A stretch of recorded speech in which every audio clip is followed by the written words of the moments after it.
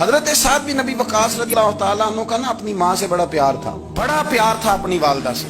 تو حضرت سعد بن ابی وقاص کلمہ پڑھ گئے. اماں جی نے بھوک ہڑتال کر دی. اسے پتا تھا کہ میرا پتر مجھ سے پیار بڑا کرتا ہے, میں نے بالآخر منوا لینا. تھوڑی سی آبادی تھی, ایک گھر کے اندر جو مسئلہ چھڑتا تھا نا اس کا سارے شہر کو پتا چل جاتا تھا. اب کونوں میں گلیوں میں اب باتیں بھی ہونے لگی کہ وہ سعد کی ماں ہڑتال پہ بیٹھی ہوئی ہے, بڑا مسئلہ ہے. اب پریشر بڑھنے لگا. حضرت سعد بن ابی وقاص فرماتے ہیں کہ وہ جو میرے قریبی لوگ تھے نا صحابہ, وہ بھی مجھے کہنے لگے یار کوئی رستہ نکال, ہر چوک میں تیری بات ہوتی ہے. کہتے ہیں میں گھر جاتا تو گھر والے, بہن, بھائی, بچے, باپ سارے کہتے ہیں یار تیری ماں مر جائے گی. اب بہت بڑا ایشو ہے. ہم یہ کہہ دیتے ہیں کہ انہوں نے قربانیاں بڑی دی, لیکن آپ ذرا بات کو سمجھے نا کہ اماں بھوک ہڑتال پہ بیٹھ جائے, ایک انسان کہاں کھڑا ہو جائے گا؟ بدنامی الگ ہے, بحث الگ ہے, سیانہ بندہ, مالدار, وزادار, قبیلے والا. حضرت سعد بن ابی وقاص کی ماں نے 3 دن تک روٹی نہیں کھائی, پانی نہیں پیا, بے ہوش ہو گئی. اب جب بے ہوش ہوئی تو شور پڑا, سارا محلہ جمع ہو گیا. اب سارے لوگ کھڑے اور بچہ وہ ہے جو ماں کی بڑی ماننے والا ہے.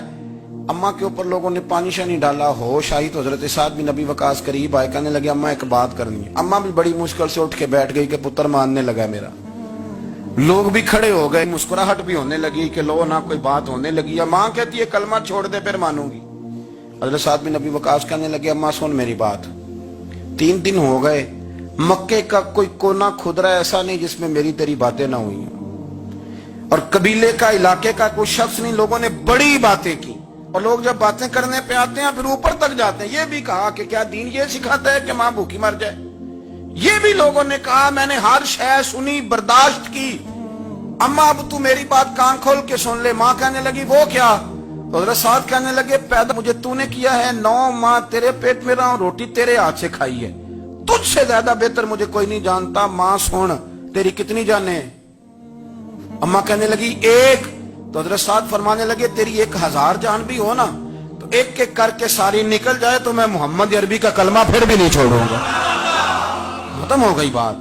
یہ کیا بات؟ وہ کچا رنگ للاری والا جڑا چڑھدا تے لیندا رہندا, اے عشق تیرے دا رنگ محمد جدوں چڑھ جائے پھر نہیں لیندا. یہ کیا بات؟ اماں تیری 1000 جان بھی ہو, روٹی کھانی ہے تو کھا, نہیں کھانی تو نہ کھا. یہ لفظ کہتے ہیں حضرت سعد بن ابی وقاص رو پڑے, آنسو آ گئے. لفظ کہہ کے باہر نکلے, مجمع چھٹ گیا. جس نے جو مطلب لینا تھا لیا, جس نے جو کہنا تھا اس نے کہا. حضرت سعد چلے گئے.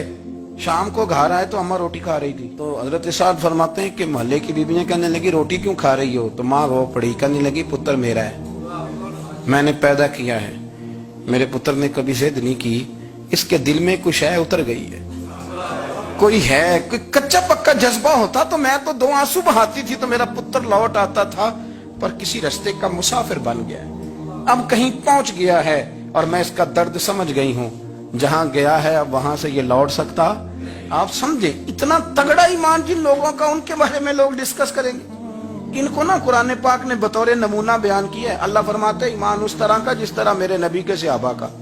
یہ منافقوں کی بات ہو رہی ہے پہلے سے بارے میں. وَإِذَا قِيلَ لَهُمْ آمِنُوا كَمَا آمَنَ النَّاسُ, جب ان سے کہا جائے کہ ایمان اس طرح لاؤ جس طرح میرے نبی کے صحابہ لائے ہیں.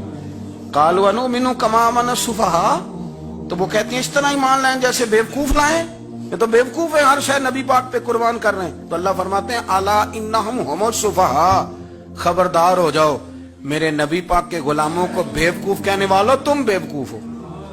اللہ کہتا ہے تم پاگل ہو, بیوقوف ہو. اللہ انہیں پاگل کہتا ہے, اللہ پاگل کہتا ہے انہیں جو نبی پاک کے صحابہ کو پاگل کہتا ہے. اللہ انہیں پاگل کہتا ہے. یہ معیار ایمان ہے. قرآن نے کہا ایمان اس طرح کا جس طرح کا نبی پاک کے. وَإِذَا قِيلَ لَهُمْ آمِنُوا كَمَا آمَنَ النَّاسُ, ایمان اس طرح لاؤ جس طرح میرے نبی پاک کے صحابہ ایمان لائے ہیں, اس طرح ایمان لاؤ.